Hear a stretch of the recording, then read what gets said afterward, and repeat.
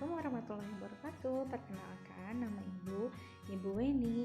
Ibu Weni akan memberikan sedikit materi tentang Idul Adha untuk kelas 2 A, B, C, dan D. Perhatikan ya. Selamat belajar. Bismillahirrahmanirrahim. Assalamualaikum. Kita akan mulai ya. Nah, hari ini kita akan sedikit belajar tentang Hari Raya Idul Adha.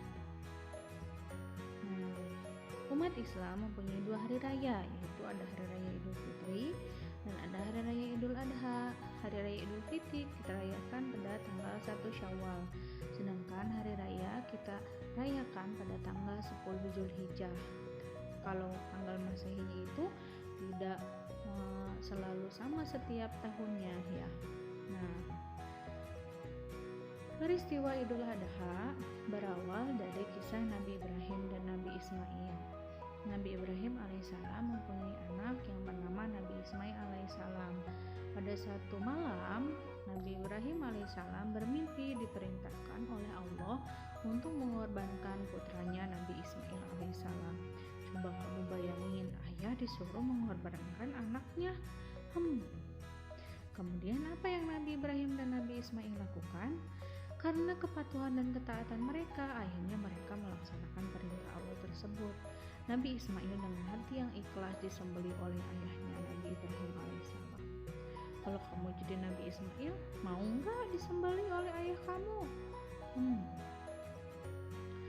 Tapi ketika akan disembelih, Nabi Ismail alaihissalam digantikan oleh Allah dengan seekor domba. Nabi Ibrahim alaihissalam pun terkejut. Kok bisa berubah jadi domba? Tapi Nabi Ibrahim alaihissalam hanya bisa bersyukur kepada Allah. Alhamdulillah anaknya diselamatkan. Nah, peristiwa Nabi Ismail dan Nabi Ibrahim ini Allah tulis juga dalam surat As-Saffat ayat 99 sampai 111. Nah, dari situ adalah asal usulnya dirayakan Hari Raya Idul Adha. Nah, kenapa ya? Kenapa kita harus menyembelih hewan kurban ketika Idul Adha? Yang pertama, sebagai tanda syukur kita kepada Allah. Kita sudah diberikan rezeki oleh Allah. Nah, ketika kita sudah diberikan rezeki yang berkecukupan, maka kita berkewajiban untuk menunaikan ibadah kurban. Karena tanda syukur kita kepada Allah, kita sudah diberi rezeki. Yang kedua, tanda patuh kepada perintah Allah, sama seperti kisah Nabi Ibrahim dan Nabi Ismail. Nabi Ibrahim aja rela anaknya disembelih.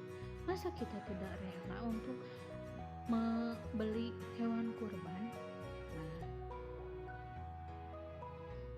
sekarang apa saja biasanya hewan yang biasa dipakai untuk berkurban? Mungkin sebagian dari kamu sudah pernah tahu ya. Nah, yang sering kita lihat adalah domba. Kemudian hewan apa lagi? Kambing. Hewan apa lagi nih? Sapi. Nah, kalau di Arab itu unta juga bisa dijadikan sebagai hewan kurban. Nah, kemudian kita harus apa ya ketika Idul Adha? Sebagian dari kamu mungkin sudah pernah melakukan ini. Yang pertama, ketika Idul Adha, mulai dari tanggal 1 Zulhijjah sampai 10 Zulhijjah, Allahu Akbar, Allahu Akbar, Allahu Akbar, Allahu Akbar, Allahu Akbar, la ilaha Zulhijjah. Kemudian yang kedua, melaksanakan sholat Idul Adha. Kalau biasanya kita melaksanakan sholat Idul Adha di lapangan dengan orang yang banyak, karena sekarang sedang peristiwa COVID, mungkin kita masih sholat Idul Adha bersama keluarga di rumah. Yang ketiga, bersedekah. Nah, ketika kita sholat berjamaah di lapangan biasanya suka ada nih kenceleng-kenceleng gini. boleh tuh kamu masukin uang 100.000 misalnya, 200.000 misalnya, boleh berapapun. Tapi kalau karena kamu tidak sholat di lapangan, sedekahnya boleh diganti dengan yang lain ya. Nah, yang keempat, mendengarkan khutbah dari imam yang melaksanakan sholat Idul Adha. Jadi ketika sholat Idul Adhanya sudah selesai, kamu jangan dulu kabur, dengarkan dulu khutbahnya. Nah, kemudian 5, makan ketupat. Setelah melaksanakan sholat Idul Adha, kamu boleh makan ketupat yang mama kamu masak di rumah. Nah, enak ya. Ini juga jadi gak sabar mau makan ketupat. Yang keenam, menyembelih hewan kurban. Nah, bagi kamu yang membeli hewan kurban, coba kamu lihat ketika hewan itu disembelih.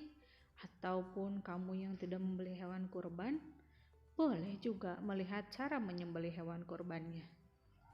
Yang ketujuh, membagikan hewan kurban yang sudah dipotong-potong kepada orang-orang yang membutuhkan. Yang kedelapan, memakan hasil masakan hewan kurban. Siapa nih yang suka nyate di rumah kalau malam-malam setelah melaksanakan Idul Adha? Nah, ini salah satu cara untuk memakan hasil masakan hewan kurban. Boleh kok dimasak sama mama, mau dijadiin apa juga boleh.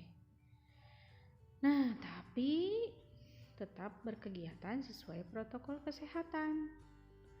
Jaga jarak, pakai masker, dan juga cuci tangan ya. Kalau misalnya kamu tidak mau keluar juga tidak apa-apa, boleh nggak lihat di TV? Boleh. Nah, sampai situ dulu ya pembelajaran hari ini. Terima kasih. Assalamualaikum warahmatullahi wabarakatuh.